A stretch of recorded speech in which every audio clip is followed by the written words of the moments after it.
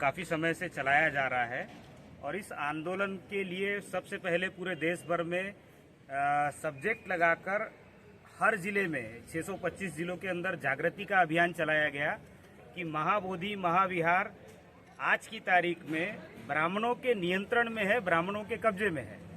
तो वो कब्जा उन्होंने 1949 को गलत तरीके से टेम्पल एक्ट बनाकर किया। महाबोधि महाविहार टेम्पल एक्ट 1949 के तहत उन्होंने कब्जा किया, जबकि 1885 में सुप्रीम कोर्ट के द्वारा डिसीजन आया था।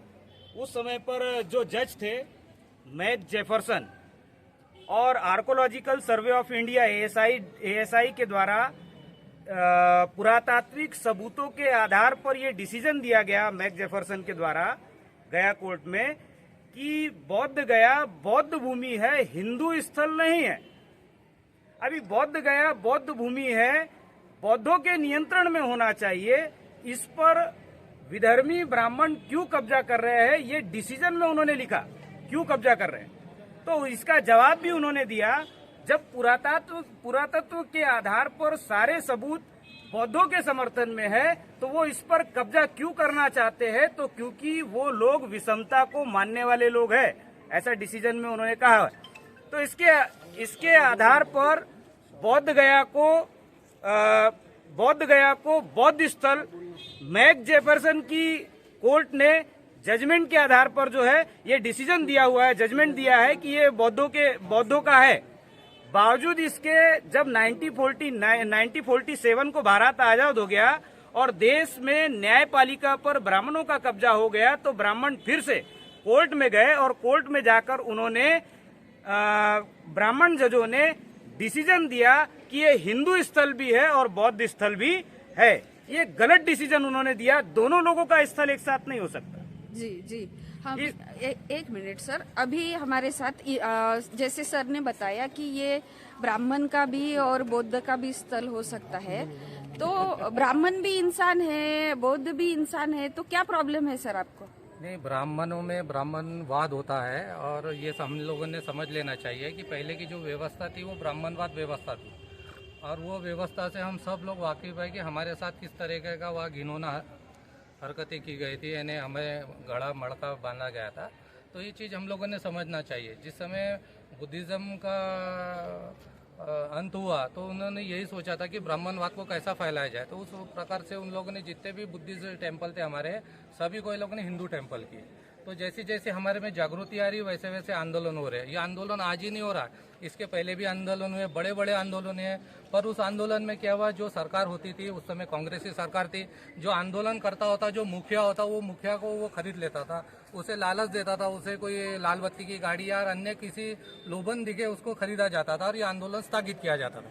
परंतु अभी जो आंदोलन हो रहा है ये महाबोधि महाविहार में है, वो लांबा जी है और भी बनते जी है, जो लखनऊ और पूरे देश से लोग आ रहे हैं और ये मजबूती के साथ वहाँ बैठे हुए और आंदोलन कर रहे हैं। आप बोल रहे हो कि वहाँ पर भिक्षु भी है जो आंदोलन चला रहे हैं, जैसे अखिल भारतीय भिक्षु संघ है, उनके जो अध्यक्ष है, अभी अभी वीडियो आया है, आपने देखा होगा सोशल मीडिया पर, उन्होंने कहा है कि भाई ये जो आंदोलन है वो इमोशनल करके लिया जा रहा है और मतलब ये कोई जो बात फैला रहे हैं कोई ब्राह्मणवाद नहीं है, ये ब्राह्मणवाद को अपोज करने के लिए उसका इस्तेमाल किया जा रहा है। तो इसके बारे में आप क्या कहना चाहते हैं? नहीं, अभी बंते जी ने जो बोले हैं, अब वो बंते जी की बात वो बंते जी के पास है, पर हमें तो समझता ना, हमें भी बुद्धि है, हमें भी हर चीज को समझना होगा। अभी हम किस बंते जी पे विश्वास करें? कितने बंते जी हो गए, कितने संगठन हो गए, देश भर में संगठन है। भारतीय बौद्ध महासभा से लेके, तो आप भारतीय बौद्ध महासभा की बात करेंगे तो आप देखो कैसी कैसी वीडियो आ रहे, किसी वहाँ बंते जी लोग जाना चाहिए, कोट टाई वाले पहने हुए लोग वहाँ नहीं जाना चाहिए, ऐसे लोग बयान दे रहे, तो हम किसके बयान पे विश्वास रखें?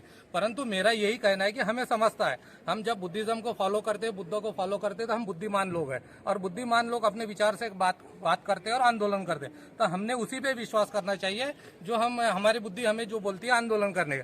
तो हमें ऐसा लगा भीमसेना की तरफ से कि नहीं, ये आंदोलन को हमें देश में लेके जाना चाहिए, बड़ा आंदोलन होना चाहिए। जो बड़े आंदोलन कर रहे हैं उन्हें हमें सपोर्ट करना है, उन्हें हर चीज से हमें सपोर्ट करना है। हमें अपने मेहनत से भी करना है, पैसे से भी करना है। जितना हमें लगता है कि हम बुद्धि है तो हमें उस तरीके की मेहनत करना चाहिए।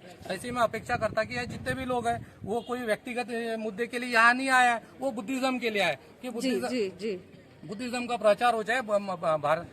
बोधि महा टेम्पल वो हमारे कब्जे में है, ये सभी की इच्छा है, वो इच्छा के अनुसार हम लोग काम कर रहे हैं। जी, आपको वही सवाल है सर कि जो अखिल भारतीय भिक्षु संघ है और जो आरएसएस का भी मतलब जो भिक्षु संघ है, तो क्या ये लोग ये कहना चाहते हैं कि ये आंदोलन की जरूरत नहीं है, फिर भी बुद्धिस्ट इंटरनेशनल नेटवर्क और भीम सेना जैसे जो संगठन है ये क्यों आंदोलन कर रहे हैं? आंदोलन की जरूरत इसलिए है क्योंकि देश में एक जो आरएसएस जो संगठन है ये गुमराह करने का काम लोगों को कर रहा है। तो इन्होंने भी एक भिक्षु संघ बनाया हुआ है और वो भिक्षु संघ के अंदर जो भिक्षु है वो आम जनों के अंदर भ्रमित करने वाली विचारधारा का प्रचार प्रसार करने का काम करते हैं। इसलिए हमको किसी भी ऐसे संगठन का के लोगों के बहकावे में नहीं आना चाहिए जो हमारे समाज को गलत विचारधारा परोसने का काम करते हैं।